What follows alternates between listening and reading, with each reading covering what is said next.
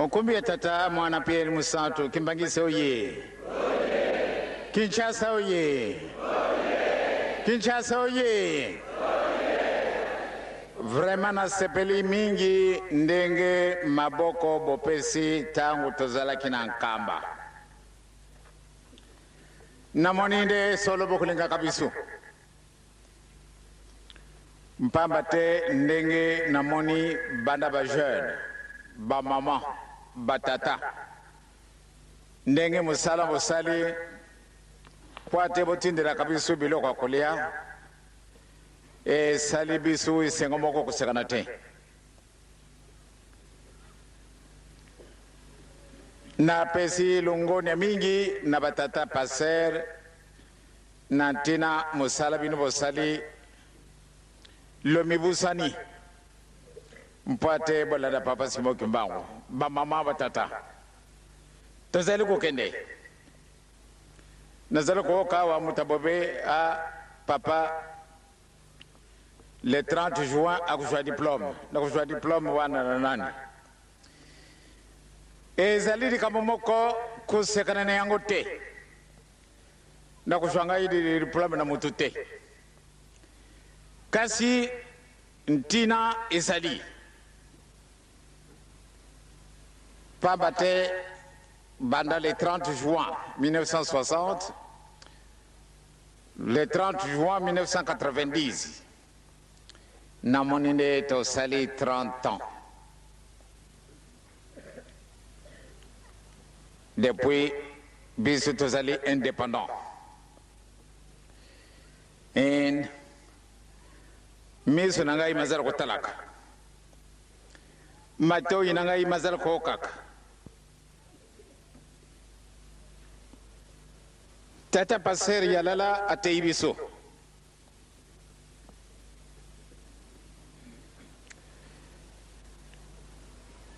mate ya papa passer e kotelinga na mutima na yo nangai na kanisi tozalaki présent physiquement soko tozalaki absent spirituellement alors ils allaient malheureux pa mate malam de to kakamatei tozali ko kende to kutala makama ku ya nzambe akosaka te papa lubake te bana ngai bobanga te nzambe azali libosona biso tokolonga pamba te solo ekobongwa na kalokuta te elikuta mpe ekobongwa na kasolo te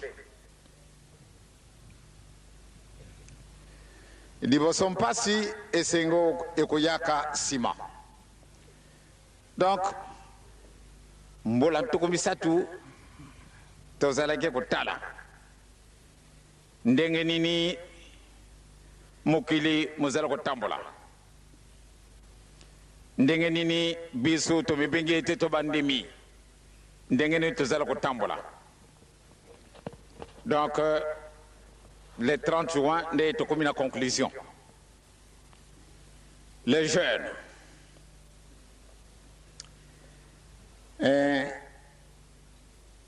bino ndenge bakoko na biso batiaki ya biso batikilaka biso masese wana mazalako kuluba na biso ete soko mbuka izangi mwana moke mbuka wana ekokufa soko mbuka wana izangi mokolo mbuka wana ekokufa donc les jeunes nalobaki na bino mokolo mosusu ete bozali na responsabilité de l'avenir non simplement au Yabisu na Zaïre okenda na Congo ba jeune bazali okenda na Gabon ba jeune bazali okenda na mokili munyo surtout ba jeune bazali donc bozali na responsabilité de l'avenir donc tous à la négligenter tata passer yala la lubi Adam et Ève ndenge tolobi soko ye tata dam azalaka na dibomuna mutu te nzambe akambati mabele abongisi mutu donc azalaki sanza mwambi na kati na dibomu te ndio yalibwali abutamaka Mama Eva la même chose le panzi abimisi mutu mubimba donc bango bazali na likambo wana te kasi tala na likambo yezo mwana nzambe malamu dia butama mpona nini tentation oyo yelaki nyoka ye asololi na mama pamba te mbala na mbala azalaki kosolo na ye pamba te soko otali na banyama nyonso tu obe na biloko ya ndenge wana omoni ete nyoka azali tellement flexible okumbi ye nyonso tu orule ye donc pana kusakana na mutu ezalaki na impasi te lelo munoko ya Lucifer mobimi na munoko ya nyoka na lobi lisusu tata Adam abutamaka te mama Eve abutamaka te lopanzi kasi babuti bana mibale ndenge totangaka nalobaki na bino yango mokolo mosusu awa mwana moke atunaki kasi yo papa oza koloba ete Adam et Eve bazwaki ndoki baliaki nani kesio ya mwana moke nasi nalobaki na bino likambo wana bapapa bamama nakanisi na ndenge na mokuma oyo nzambe apesi biso na mokolo malelo tosala attention les jeunes bajeune bino bozali l'espoir ya mokili mobimba bino bozali bazairwa wana bakongolais bangolais etc bozali na responsabilité donc makambo nyonso kosala pesi yango nano kokende na yo noki te il faut peser ce que vous devez faire ce que vous ne devez pas faire parce que na mokolo malelo ndenge tozali komonenaka soko tozali na nzambe te nempasi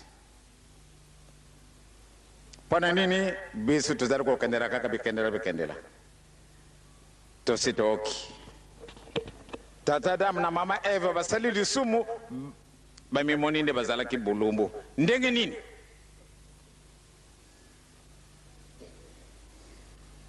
mbala na bala bazalaka na nzambe bazalaki komona bango bulumbu te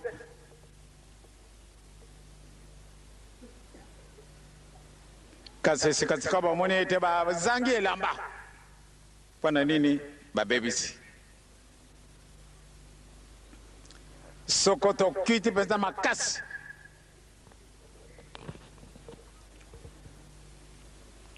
tata yala lalobi moto oyo nyonso tu akendaka na butu kosala mabe na bato babengi bango bandoki ebe bato wana bakendaka na bilamba te donc wana otali donc eloko ezali esika wana soko tofunguli swale batata bamama bokopesa ngai plus tard nayibi te ndenge bokomemba biso na ntina nini pamba te bokomona pwelele etikali moke surtout vous autres les jeunes que ça soit une jeune fille que ce soit un jeune garçon bamama batata bino bozali na kilo moko kosekana te pamba te yango elobami na kati na mokano mabomoi soko bino bokobikola soko bokobuta ngumba nakanisi préparation yango oyo tozali kosala tokozala surpris tata yala alobi ete la première, deuxième, troisième jusqu'à quatrième génération et après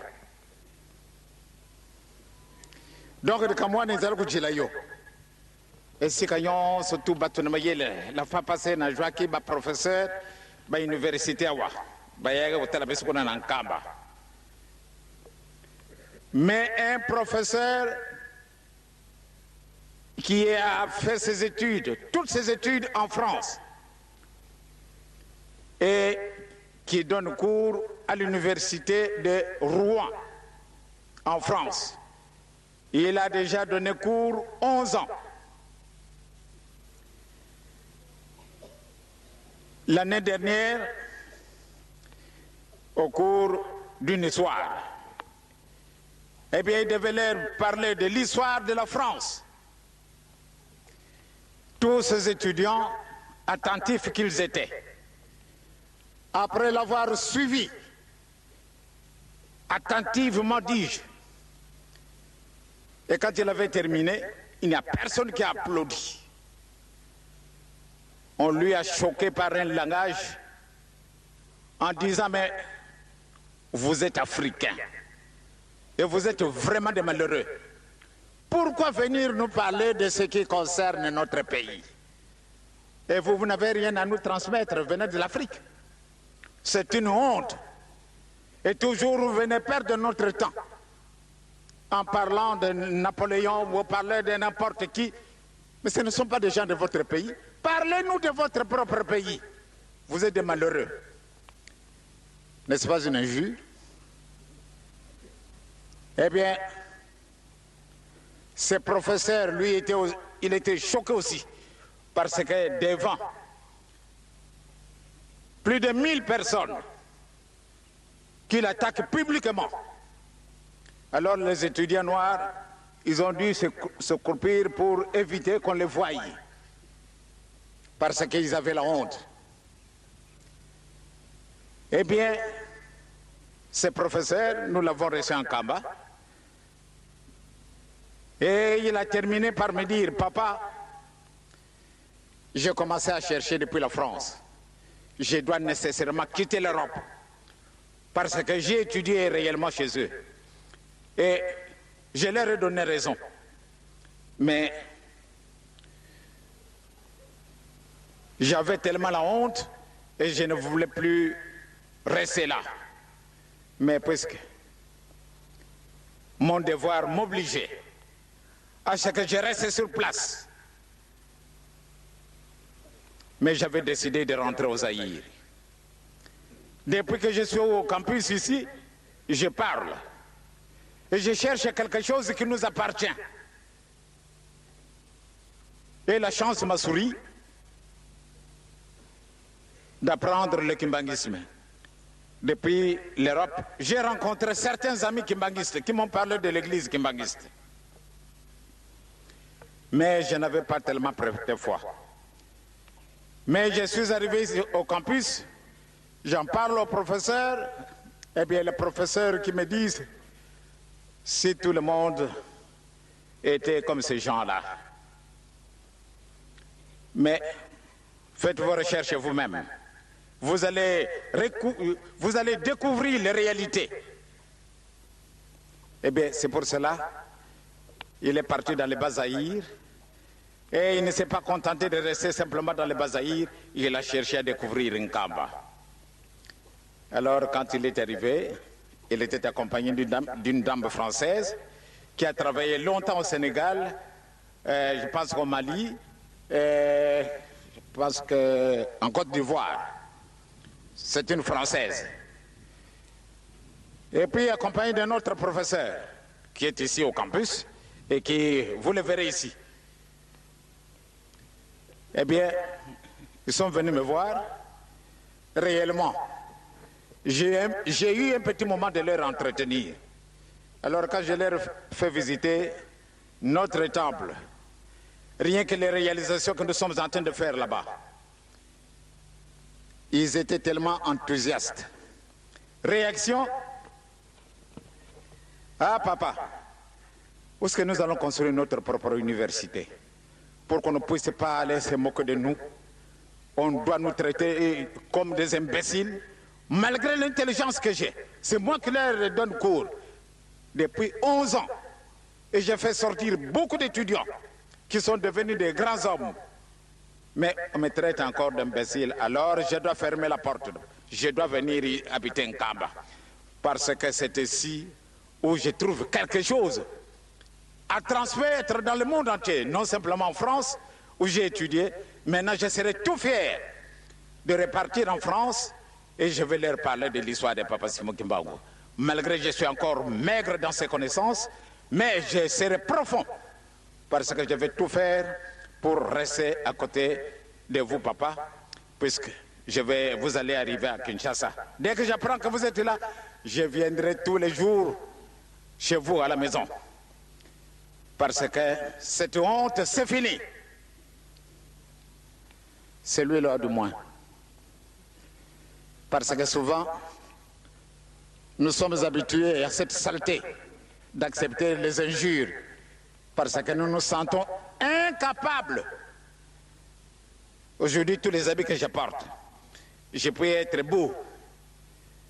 Mais cette beauté, je pense que c'est l'homme. Après avoir péché, ils sont allés se cacher dans la brousse. Aujourd'hui, avec le mauvais héritage que nous avons eu, eh bien, je pense bien que ça ne nous aide pas. Bien au contraire, ça nous laisse là. Et nous nous ferons toujours dominer par les autres. Ouvrez vos yeux, les jeunes. Vous êtes ceux sur qui nous comptons. Non simplement au sein de l'église Kimbangis, mais dans toutes les nations du monde. On a besoin de vous. Vous autres, surtout en tant qu'Africains. Vous avez une mission spéciale aussi. Parce que si nous devons toujours nous contenter de recevoir, eh bien je pense que ceux qui nous donnent, ils n'auront aucun respect vis-à-vis de nous. Donc cherchez par tous les moyens à vous découvrir. Les soirées vont nous aider. Je pense que quand je vois le nombre de fidèles qui ont été baptisés dimanche, eh bien c'est une véritable démonstration. Et que le bon Dieu nous a aidés. Et il va continuer à nous aider. Ne soyez pas un hypocrite. Ah, puisque ma famille demande à ce que je puisse aller aux soirées, et je vais aller là-bas. Et vous allez vous faire baptiser parce que les parents le demandent. Ne vous en faites pas. Décidez-vous vous-même. Montrez-vous que vous avez tout le poids de demain et d'après-demain. Donc si vous allez suivre, puisque vous êtes en train de vous plaindre, ah là ça ne va pas, essayez vous-même, au lieu de faire n'importe quoi, essayez de vous-même pour que vous puissiez améliorer plus tard. Mais préparez d'abord cet avenir. Si vous ne le préparez pas, ce serait une honte pour nous. Mes chers amis jeunes, je m'excuse beaucoup. Bolé Misangé va jeune. Timbangi soye. Namoni ndenge bosali. Zone Kasavubu. Namona ki naba photo ndenge kimbanse kasali.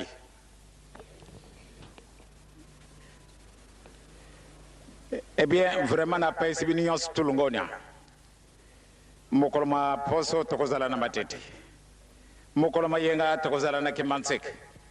Namoni pwana sima. Sima wana soko ke na kamba mokoloma lelo ke ndoko sepela.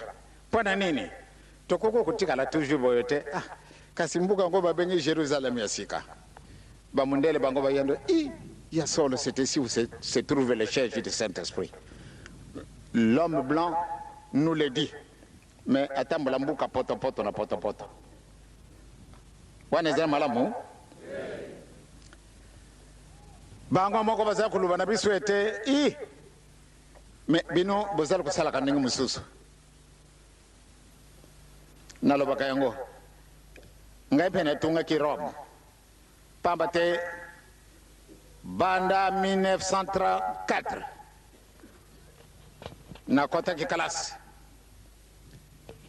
Eh bien, na poso moko moko, il faut na pesa 6 francs.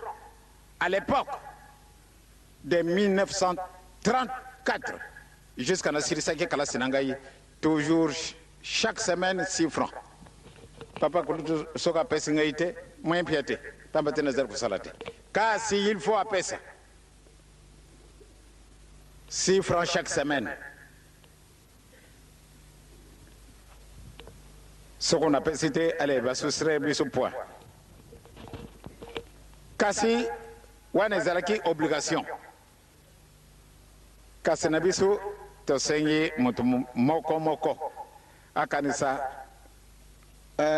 mbanza ezali mbuka nani mbuka ya nani nani akutungila biso yango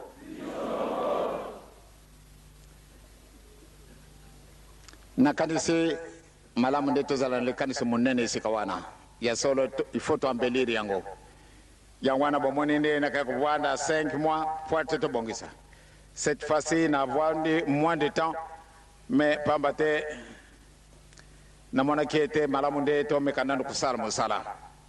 Eh bien le mois prochain ndenge tata représentant de la ville alobi na biso eh bien tokenda kotikala na nkamba na bajeune nakokenda bajeune po ate totikala esika moko oyo nsima tokuzwa ndenge tolobi bana biso ya Congo bajeune ya Congo bakozala bajeune ya Angola bakozala pamba te soko ke kutala bangole na ndenge na bilamba oyo bino botindaki soko botindaki te ndezali soni pamba te bato wana baza kulungwa na zamba directement bango bakena nkamba tala na nakutrama wana babwati yo koko sebra ne yango te pamba te bazali bandeko na yo okoko sebra makambo ndenge wana te seno na pesi bino lungonya mais pate to kukisa bazali ebele tan wana ngana kendaki kokotana na nkamba bato balungi à peu près 800 km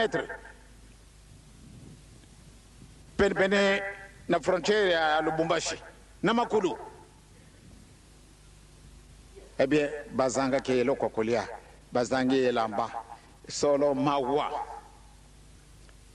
bazaraki 2500 mawa kasiri kama moko kuzala surprise batata na bamama ndenge bana wana na kanisa ezalaki mokolo mibale obi mokolo mine mokolo mibale bana muke à partir de 8 ans jusqu'à 16 ans soka yeko fuka papa ngai na yawa na nkamba na yeko lungola salte na ngai pamba te na moni ntango na biso yango oyo toujours tozala kaka bato kudependre na bato mosusu papa nga nazali ndoki naliaki bato mine nazali ndoki na mokolo moko totangaki je ne sais pas même combien bana muke 94 baye kutubila msasa lubi kasi mama mutapesa kibisiki ndoki avant de na luba il faut mama zarawo nakenda kuluka mama mama kaibelanga ba mama mwana lubi tete akaina ibelanga te azali kubumba na pamba te ezali soni kenda kuluka mama na yo eke kuluka ye allez bavwandi esi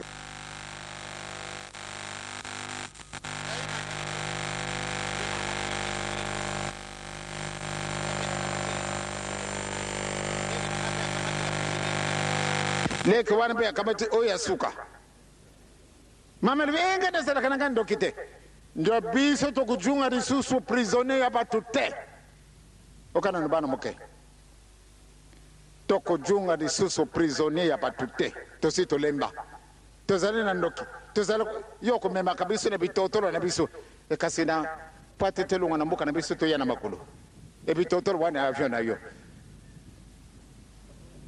yango kutambula mukoloni to mana lukula bamundele basaraka papa banda lelo to boyi ale yo mama lungula pendo kinayo mwana nga ingana pesa kendo mama kulukela ngami ndondo teseno na kusilika pardon ya solo ngampe mama mutapesa kingandoki bana wana balubi cette fois-ci fini to lingidi susute ndeba continuer ku dominer biso na bato mususu bana wana soko balubili kamwana ezali kamumoko kusakana te lobi tangu tuzali kuya baze kokota na nkamba yangwala ba mama batata pana kulatisa bato wana tolembi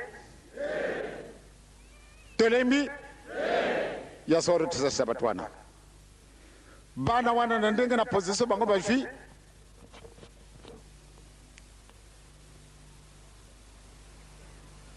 papa ndenge tosi tolubi na makambo na biso esika na yo tokokende mpe na retraite soko kuna na kati na retraite bango batata obe bango bamama bakenda koloba makambo na bango te solo tokosilisa bango pamba te tosi tolembi toujours bandoki toujours bitotolo avion oh kasi ni kitotolo ngona na butu tokei na Bruxelles kasi na moye moyete kulungana kimbele tia watu ya na makulu kasi na butu soko tolande esika o moni wo tokei na Luanda tokei na Kisasa tokei na Brazza tokei esika nyonso tu tokei kulia batu elobi tetela masadi makulu mabibi position wana ezali grave tosi tolemi nde bato mosusu batambulisaka biso kaka na bango ebiso eloko moko bakonyokola kofinga biso bino bato mwindi zoba boyi na boyi yango na batata na bamama nakanisi mpona opération ciment baoyo tokozala na matete mema sako na yo ya ciment soko lingo kupesa mbongo te vilanga kasako moko pesa nga yango po ate tosala mosala totunga nkamba totunga yango lelo soko ke kuna yombo ko sepela mbula yango ebeta ndenge nini ozali na yo vraiment na isika moko kitoko kanisa nano professeur oyo na sina lubi tango kasi ndenge ni bino bokotongilaka ebe bambuta bobe mpe bailombe bakamati bango tokena bakakutana batata représentant oyo bapapa représentant bakomimona katende bango bazali bakonji musicien oyo omoni à partir de 4 heures du matin bakeko joa déjà